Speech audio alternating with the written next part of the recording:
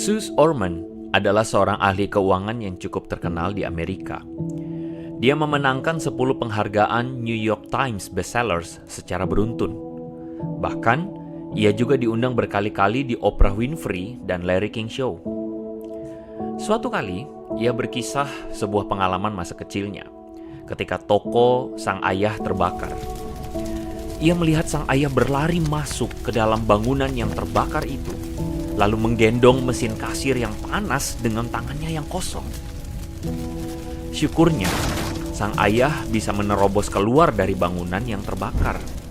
Namun, sambil terjerembab ke tanah, ia berteriak kesakitan karena sekujur tangannya terbakar dan melepuh. Pengalaman itu mengubah Suze Orman selamanya. Dia memahami bahwa uang itu sangatlah berharga.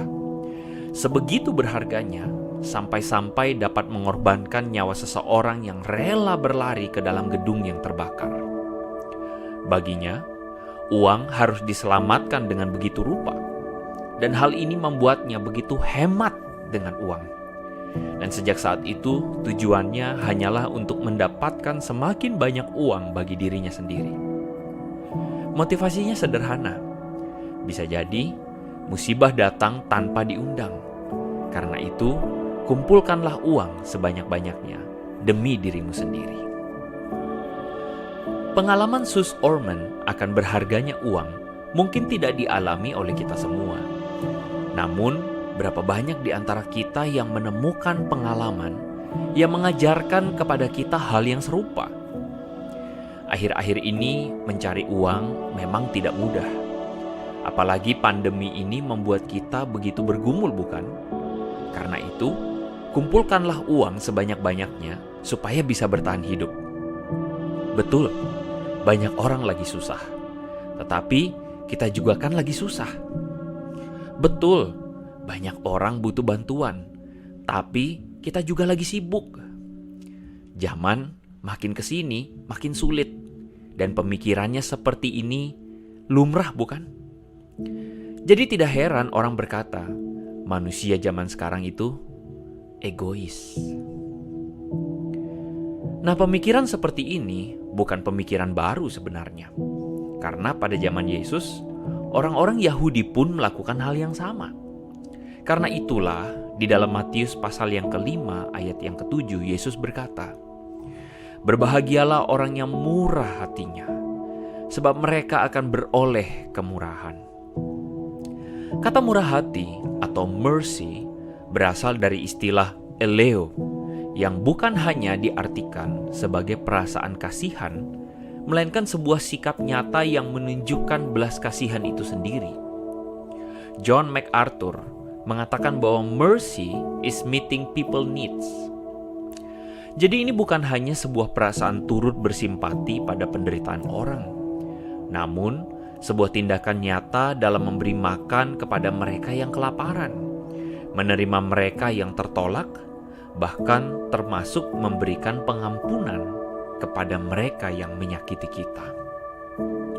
Yesus mengajarkan bahwa mereka yang menunjukkan kemurahan inilah yang mendapatkan kemurahan Tuhan. Namun ajaran untuk bermurah hati adalah sebuah ajaran yang terdengar asing di tengah masyarakat Israel yang terjajah pada saat itu. Masing-masing orang hanya peduli dengan urusan penghidupannya. Penindasan sosial terlihat di mana-mana. Pajak dari pemerintah dibebankan dengan semena-mena oleh para pemungut cukai kepada rakyat kecil. Sedangkan hak para janda bahkan diserobot dengan semena-mena oleh para pemuka agama. Ada begitu banyak penderitaan di mana-mana. Sedangkan orang-orang Yahudi hanya menutup mata sambil lalu. Nah, di dalam Lukas pasal yang ke-10 tentang perumpamaan orang Samaria yang baik hati, suatu kali ada seorang ahli Taurat mencobai Yesus dengan bertanya, "Apa yang harus kuperbuat untuk memperoleh hidup kekal?" Yesus pun bertanya balik, "Apa yang tertulis di dalam hukum Taurat?" Orang itu pun menjawab dengan lugas, mengasihi Tuhan dan mengasihi sesama. Nah, menariknya di ayat yang ke-29, Lukas mencatat bahwa ahli Taurat itu ingin membenarkan dirinya dengan bertanya balik kepada Yesus, "Siapakah sesamaku manusia?" Bentar, siapa sesamaku manusia? Ini sih pertanyaan receh banget ya. Lalu apa hubungannya dengan pertanyaan receh ini dipakai untuk membenarkan diri? Nah, saya akan jawab setelah perumpamaan ini kita bahas ya. Ingat loh, awas kelupaan. Jadi, Yesus kemudian menjawab ahli Taurat ini melalui sebuah perumpamaan.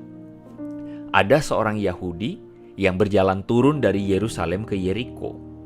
Namun nahasnya, ia dihadang dan dirampok oleh para penyamun. Bukan hanya dirampok, ia pun dipukuli sampai setengah mati dan ditinggalkan begitu saja. Menariknya, ada seorang imam yang melalui jalan tersebut, namun memilih untuk melewati begitu saja orang yang dipukuli habis-habisan itu. Setelah imam itu lalu, ada seorang lain yang melalui jalan yang sama. Ia adalah seorang Lewi. Namun, ia pun sengaja melewati begitu saja sang korban tersebut. Barulah kemudian muncul orang ketiga, yaitu orang Samaria. Nah, berbeda dengan sang imam maupun orang Lewi yang menutup mata terhadap sang korban, orang Samaria ini justru tergerak oleh belas kasihan, sehingga ia membalut luka dan merawat sang korban, menaikkannya pada keledai yang ditungganginya, lalu membawanya ke penginapan sambil menitipkan sejumlah uang.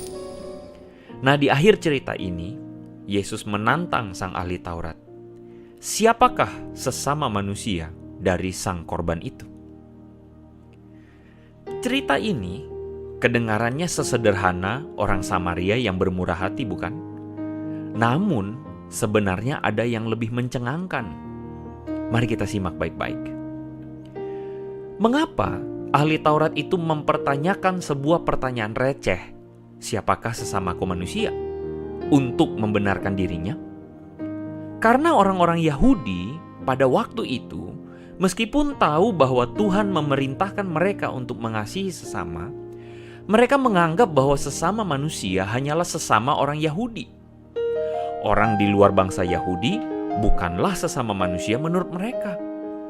Tetapi meskipun demikian, Yesus menceritakan perumpamaan yang menunjukkan fakta di lapangan bahwa mereka pun toh tidak melakukan kasih kepada sesamanya.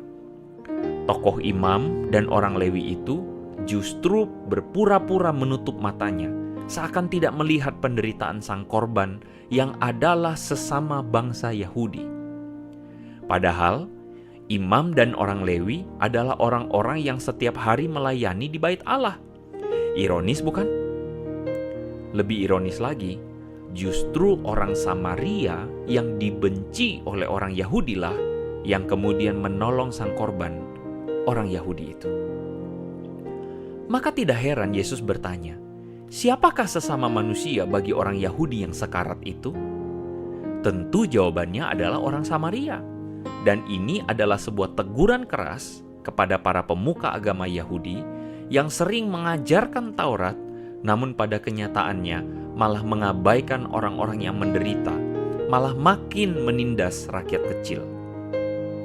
Yesus menunjukkan bahwa justru orang Samaria yang dibenci itulah yang menjadi sesama manusia bagi orang Yahudi yang tertindas, karena ia menunjukkan belas kasih dan kemurahan kepadanya. Jadi, sesungguhnya siapakah yang berhak menyandang gelar sebagai anak-anak Tuhan yang pemurah dan penuh belas kasih itu? Para pemuka agama yang mengklaim diri sebagai orang sucikah? Ataukah orang biasa yang menunjukkan belas kasih yang nyata? Maka berbahagialah orang-orang yang menunjukkan kemurahan kepada orang lain, karena kepada merekalah Tuhan berkenan dan menyatakan kemurahannya. Makarios. Saya ingat betul sewaktu kecil pernah protes kepada almarhum papa. Lantaran saya iri hati melihat anak-anak yang lain sepertinya hidup di dalam kelimpahan. Rumah mereka bagus-bagus, besar dan megah. Makanan yang terhidang di meja makan mereka terlihat enak disantap. Mereka bisa membeli apa saja yang diinginkan.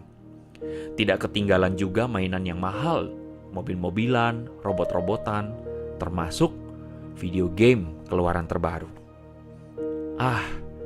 Sepertinya bahagia sekali menjadi mereka.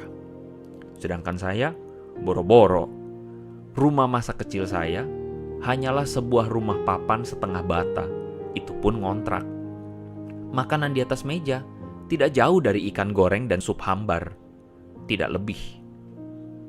Mainan, ya cuman orang-orangan plastik dan mobil-mobilan yang unyu. Video game, main ke tetangga, numpang. Jadi saya protes, mengapa saya jarang dibelikan mainan? Sedangkan saya menyaksikan ada begitu banyak orang datang ke rumah untuk minta tolong.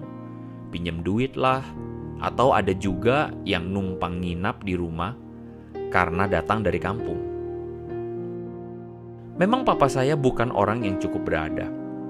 Dia hanya seorang tukang pagar, sesekali melayani jasa pembuatan sumur bor.